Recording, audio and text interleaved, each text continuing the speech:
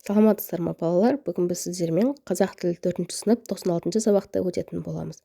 Балалар, алдымен каналға тіркеліп, қоңырауша белгісін басып қойыңыздар. Сабақтың тақырыбы қоршаған ортаны қорғаймын, етістік.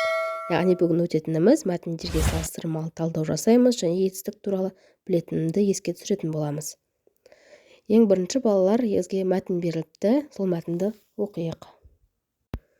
Бақбақ пен бақбақ. Әже, бақбақ деген бақа ма? Бақылдап тұрса бақа шығар, ал өсіп тұрса өсімдік шығар. Бақбақта бақылдай ма?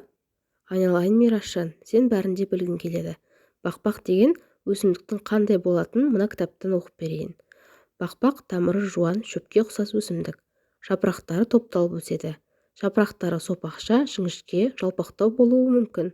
Олардың шеттерінде ойықтары бар. Бақбақтан сүт сияқты сөл шығып тұрады. Сары түсті гүлдерін балалар да үлкендер де жақсы біледі. Бақбақ сәуір айынан бастап күзге дейін гүлдейді. Гүлден ақ үлпек шығады. Бақбақ тау етегінде, өзен жағалауында, орманды жерлерде, тұрғын үйлердің жанында, арықтардың жағасында өседі. Мен оқимын, ойлаймын, ойнаймын деген кітаптан алынған екен. Енді осы мәтін бойынша бізге тапсырма беріліпті. Мәтіннің қай бөлігі ғылыми танымдық мәтін, қай бөлігі көркем мәтін дейді. Яғни мәтін екі бөлікке бөлінген. Біріншісінде әжесі мен баласының диалогы, ал екіншісінде бақбақ өсімдігі туралы берілген. Бұл жерде ғылыми танымдық мәтін екінші абзац, яғни бақбақ туралы айтылған ақпарат. Ал бірінші әжесі мен баласының диалогы бұл бізде көркем мәтін болады. Келесі бізде 60-шы жаттығу. Ребусты шешуіндегі сөз туралы білетініңді айт дейді. Бірінші бізге етік берілген.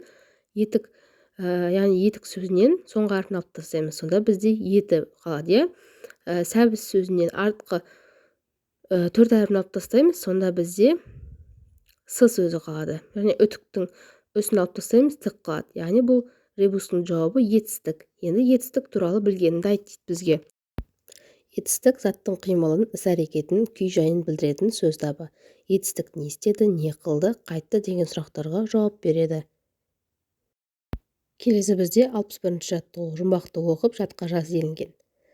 Көктем мен жазда басына сары қалпақ киеді. Күзге қарай қалпағы қалқып ұшып кетеді дейді. Жұмбақтың жауабы бақбақ болады. Енді етістіктердің асынсыз, дара немесе күрделі екенін айт дейді.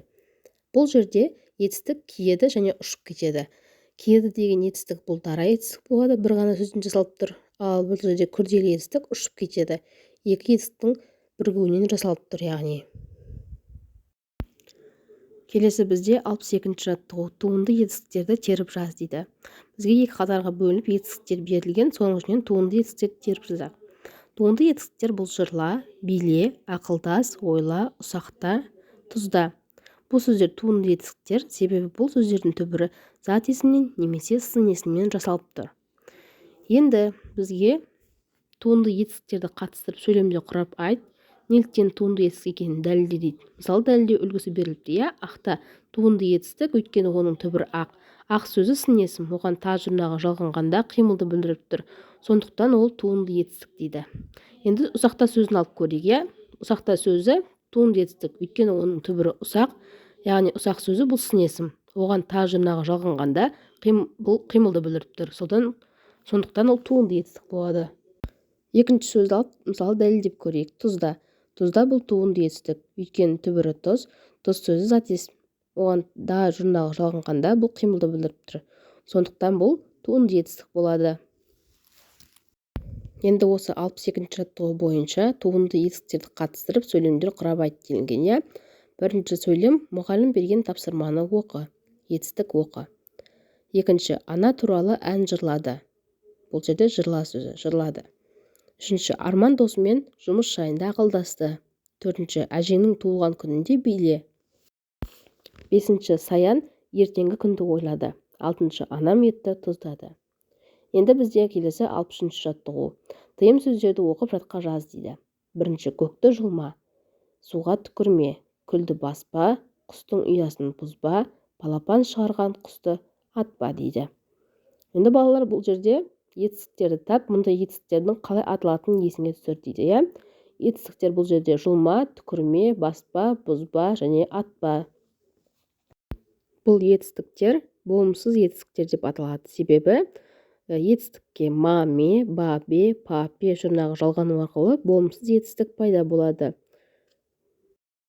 Келесі бізде 64-ші жаттығу. Сызбаға қарап, етістік туралы білетініңді жинақта дейді. Етістіктің бізге мағынасы, сұрақтары, дара, күрделі, болымды, болымсыз, негізгі, туынды. Яғни етістікке толық тоқталып өтейік. Етістік заттың қимылын, іс-әрекетін, күй-жайын білдіретін сөз табы. Етістік не істеді, не қылды, қайтты, немесе не істеп, қайтып, не істесе және тағы да басқа сұрақтарға жауап береді. Етістік құрамына қарай дара және күрделі болып бөлінеді. Дара етістік бір ғана сөзден тұрады.